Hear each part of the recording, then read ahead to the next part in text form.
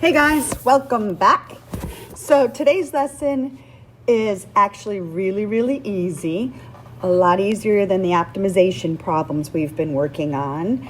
And to prove to you that it's easy, I want you to do bell work today. And if you're an e-learner, I even want you to hit pause, stop, and do this bell work, because this bell work's going to prove to you that you kind of already know how to do today's lesson, okay?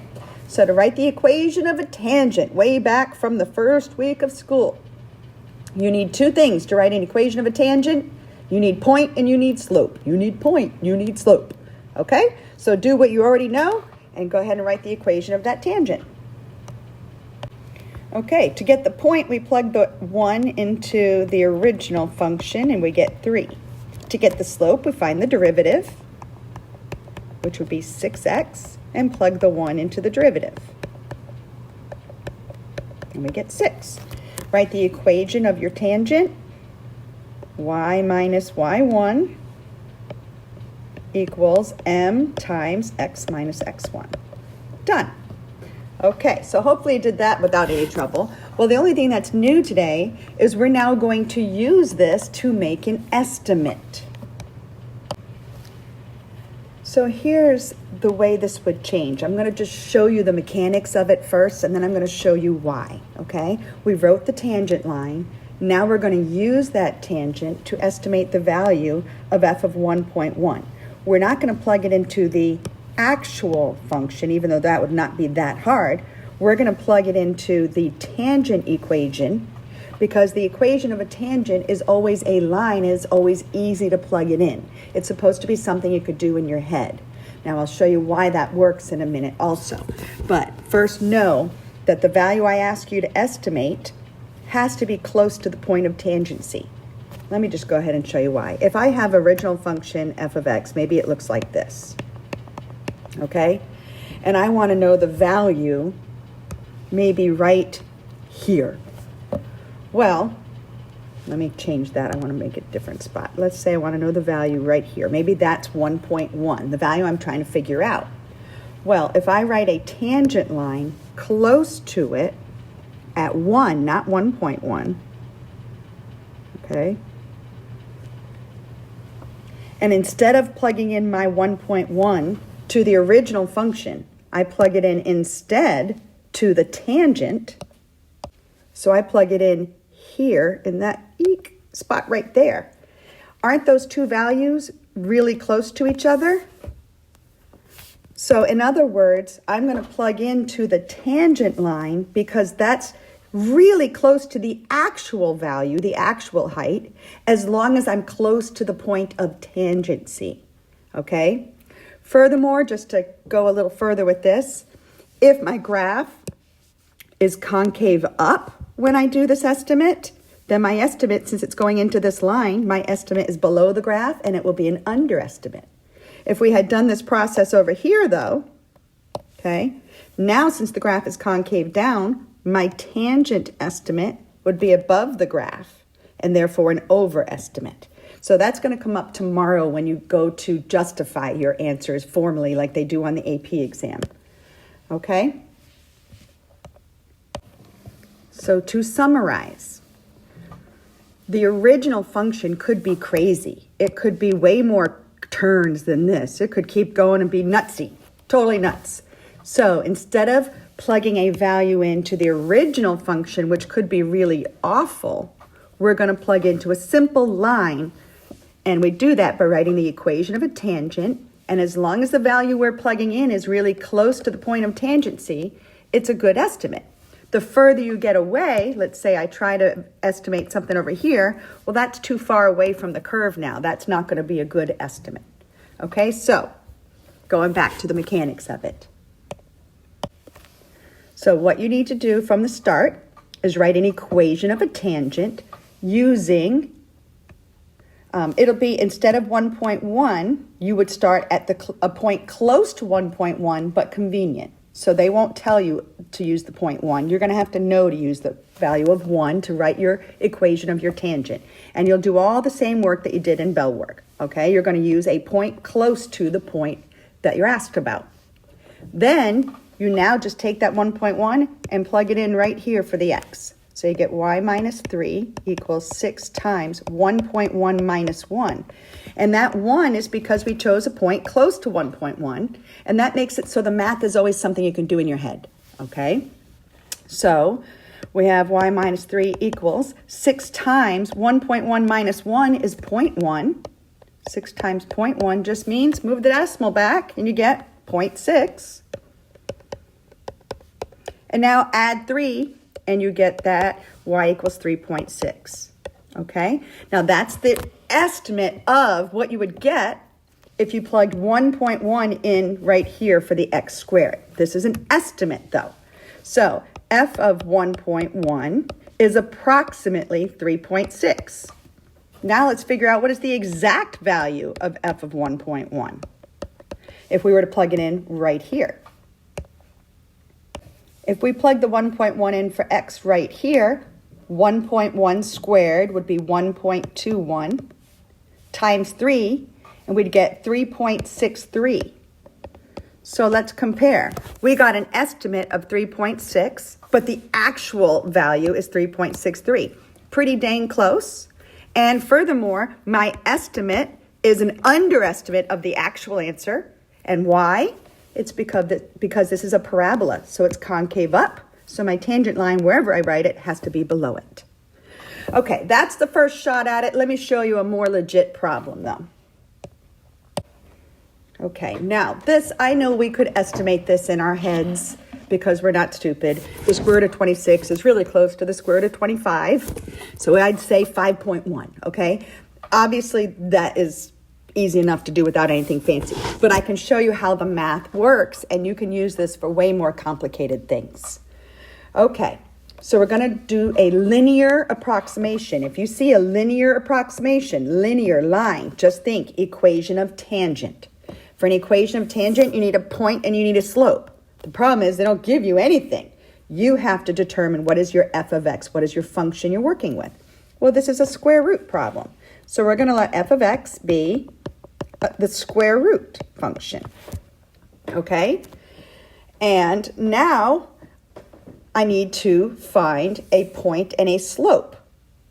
Well, we're going to choose a point close to this value that they're asking me of. They're basically asking me for an x of 26. Okay, we're going to find a point that's close to 26, but convenient. So what value would be convenient? 25. So I'm going to make my point of tangency at 25 because I can do the square root of 25. So we need point and slope, and we're going to use the point 25.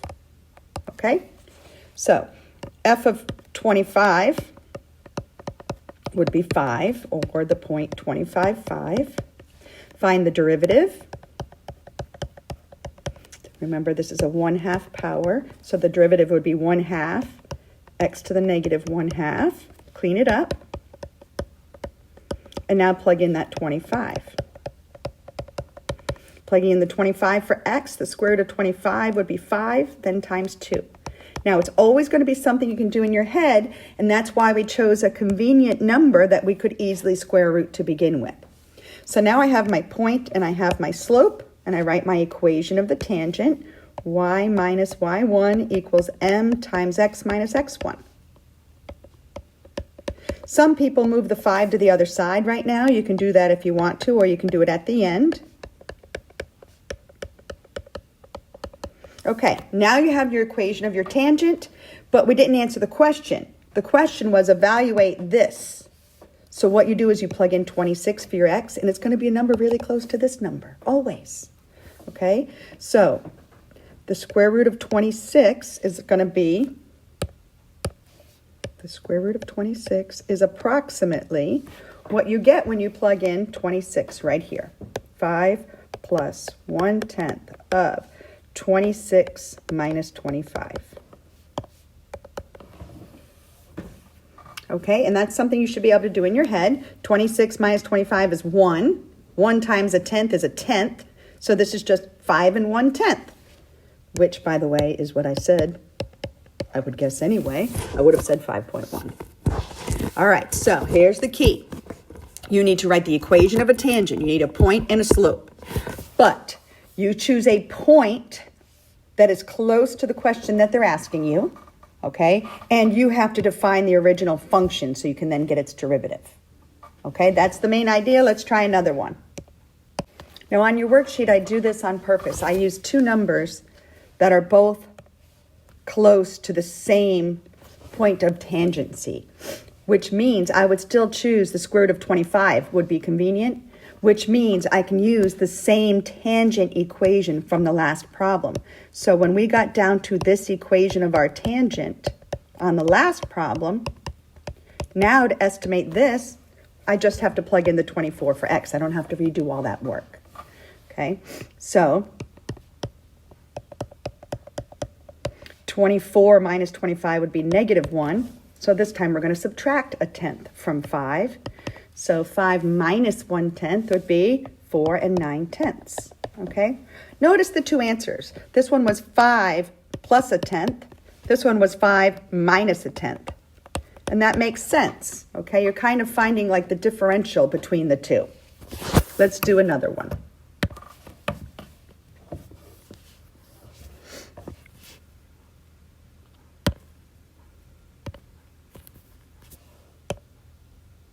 Okay, this one's very, very similar, so if you want to try it on your own, go ahead. I'm showing both of the questions at the same time. Okay, so we need to first figure out the point of tangency, which means what number is actually easy to cube root, and it's going to be around these two. So I'm going to use the cube root of 8. That means my point of tangency is going to be at 8. Okay, so now define your function. F of x is the cube root function. Okay, so now find your point and find your slope. Okay, the point you plug into the original, and when you plug in an 8, you're going to get out the cube root of 8, which is 2, or f of 8 is 2. Okay, find the slope, get your derivative. This is the 1/3 power, so it's going to be 1/3 x to the negative 2/3, which is 1 over 3x to the 2/3.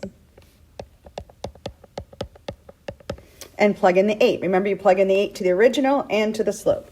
When I plug in an 8 right here, we're going to do the cube root first and then square it. The cube root of 8 is 2. 2 squared would be 4. Then times 3 and you get 1/12. All right, put it all together for your equation of a tangent. Here's my slope, here's my point. Y minus y1 equals m, I don't know why I actually wrote m, m times x minus x1. Move the 2 over. And again, you don't have to do that. I think it makes it clear, though, that the 2 is like our starter point. The cube root of 8 would have been 2, and now we're adding and subtracting a little bit from that, depending on if we're above or below that number. All right, so now I'm going to do my two estimates. The cube root of 10 and the cube root of 6. Okay? For each of those, just plug in the 10 here, and then plug in the 6 here. When I plug in a 10 right there, I get 10 minus 8, which is 2. And 2 times a 12th is 2/12. So it's 2 plus 2/12, which is 1/6, which is 2 1/6. Okay, slightly above. Next, I'm going to plug in a 6 for this x right here. 6 minus 8 would be -2. So I have -2/12. So it's 2 minus 2/12. And that would be 1 5/6. Okay, so that's how it's done. Hopefully you're hanging in there. The last one's a little tiny bit trickier, but only because you probably don't know how to do the natural log or which value to choose. So go ahead and try it maybe. Hit pause if you think you can do it. Okay, so your f of x is just the natural log function. Natural log of x, okay? The point you're going to use is close to that, so it's just 1. We're going to use x equals 1, okay? So f of 1 is the natural log of 1. Natural log of 1, you're supposed to know that. Okay, the natural log of 1, here's your natural log graph. It's the inverse of exponential growth. So instead of 0, 1, you've got 1, 0. The natural log of 1 is 0. Okay, now find the derivative, which is 1 over x. Evaluate the derivative at 1, and you get 1 over 1. So again, we plugged in this 1 to the original function and to the derivative.